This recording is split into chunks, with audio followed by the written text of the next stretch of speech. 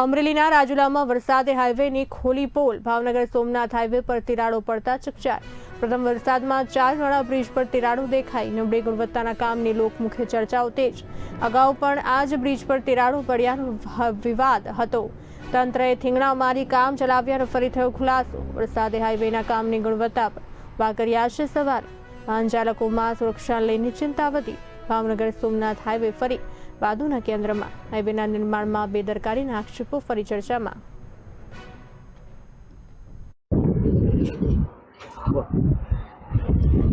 હું અત્યારે રાજુલાથી નાગેશ્રી બાજુ જાઉં છું અને જેમ કે આપ જોઈ રહ્યા છો કે આ આપણે ભાવનગર સોમનાથ હાઈવે છે, જે કરોડોના ખર્ચે સીસી રોડ બનાવેલો છે, બરાબર।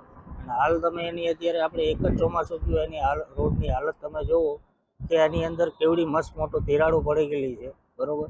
એટલી નબળી ગુણવત્તાનું કાર્ય કરેલું છે, જેના ઉપર ચોક્કસ કાર્યવાહી થવી જોઈએ। જોવું જોઈએ કે ભાઈ આ જે પણ સરકારી અધિકારી છે, જે પણ કોન્ટ્રાક્ટર છે, બરાબર છે, એમની ફરજ જોવી જોઈએ એમને કે આ એટલું બધું ખરાબ કાર્ય કઈ રીતે થયેલું છે, બરાબર। અમારું એક જાહેર જનતા તરીકે એટલું નિવેદન છે સરકાર।